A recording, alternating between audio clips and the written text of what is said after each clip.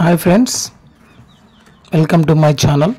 ఈరోజు టాపిక్ ఏమిటంటే ఏపీ రాష్ట్ర వ్యాప్తంగా జూలై నెలలో పథకాల పండగ అయితే గనుక ప్రకటించడం జరిగింది.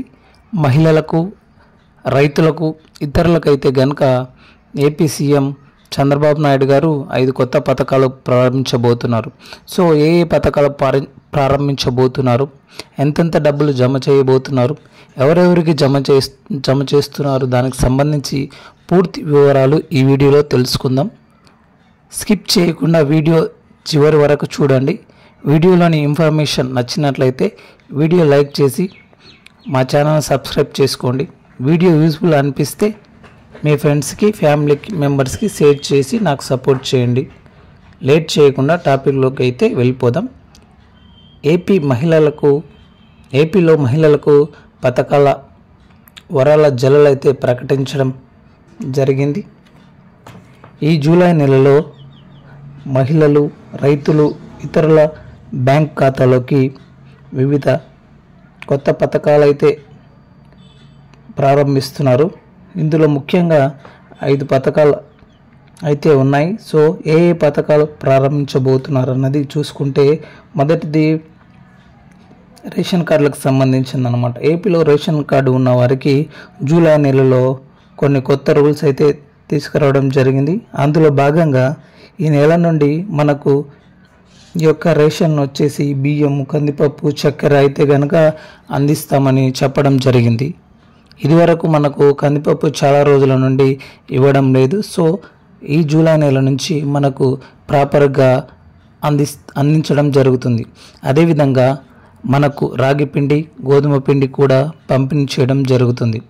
ఇంకా రెండవ పథకం చూసుకుంటే జూలై 1వ తేదీన మనకు పింఛన్ల పంపిణీ సంబంధించిందనమాట. సో ఏపీలో పింఛన్ పంపిణీలు అయితే పెంచడం జరిగింది. 3,000 నుండి 4,000 రూపాయలు పెంచారు.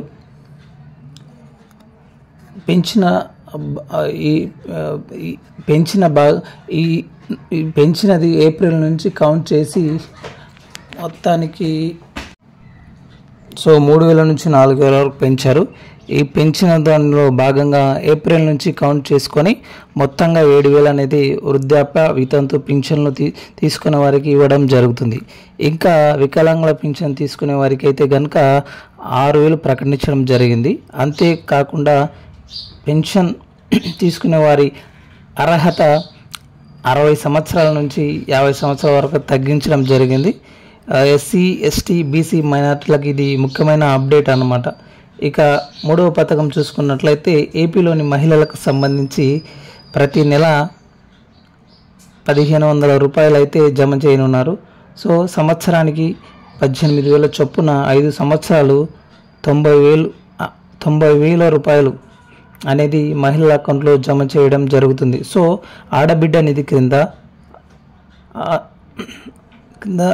ఈ 18 సంవత్సరాలు నిండిన ప్రతి మహిళ బ్యాంకు ఖాతాలోకి ప్రతి నెల ఈ యొక్క 1,500 రూపాయలు అయితే జమ చేయనున్నారు. ఈ పథకం జూలై మొదటి వారంలో ప్రారంభించే అవకాశం ఉంది. సో ఆడబిడ్డ నిధి పథకాన్ని జూలై 10వ తేదీలోపు ప్రారంభించే అవకాశం ఉంది. ఇక 4వ పథకం చూసుకున్నట్లయితే మహిళలకు సంబంధించి మహాలక్ష్మి పథకం ద్వారా అయితే గనుక అర్హత ఉన్న ప్రతి మహిళకు ఉచిత బస్సు ప్రయాణం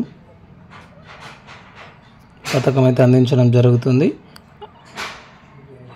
ఈ ఉచిత బస్సు పథకాన్ని అనౌన్స్మెంట్ చేయడం జరిగింది.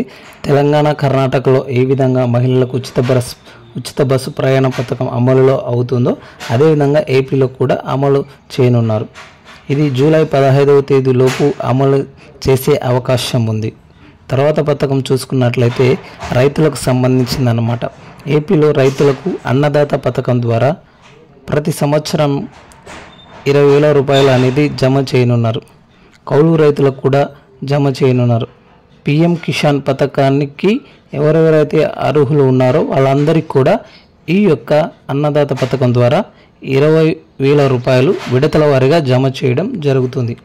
ఈ పథకం జూలై 20 తేదీలోపు ప్రారంభించే అవకాశం ఉంది.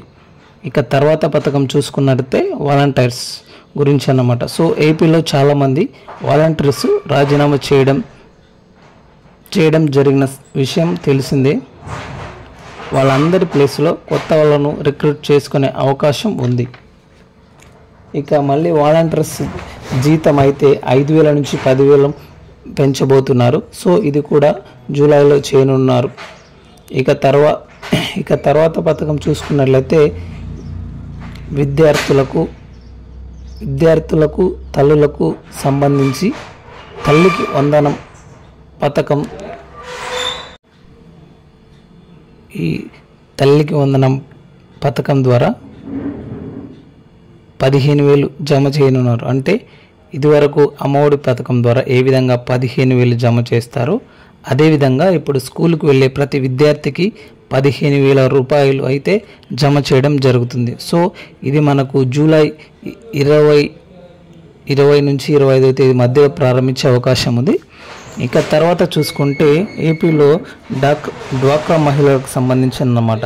సో డ్వాక్రా మహిళలకు 10 లక్షల రూపాయల వరకు వడ్డీ లేని రుణాలు అందించడం జరుగుతుంది.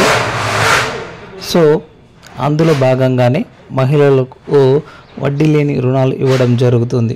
సో వీరు రుణం తీసుకొని రుణము ప్లస్ వడ్డీ సకాలంలో కనుక చెల్లిస్తే వడ్డీ డబ్బులు అనేవి ప్రభుత్వం మళ్ళీ వారి యొక్క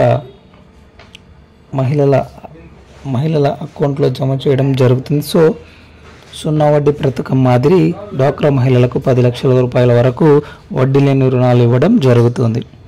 ఇక తర్వాత పథకం చూసుకుంటే కనుక ఏపీలో దీపం పథకం ద్వారా అయితే మనకు 3 గ్యాస్ సిలిండర్లు ఉచితంగా పంపిణీ చేయనున్నారు.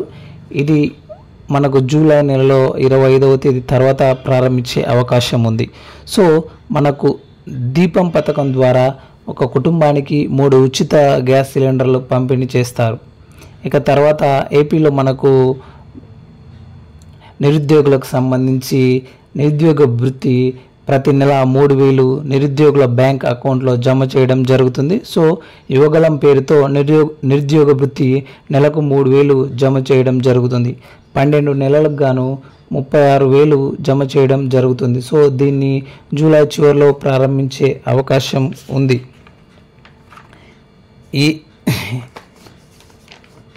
ఇంకా ఇవి మనకు ముఖ్యమైన పథకాలు అన్నమాట.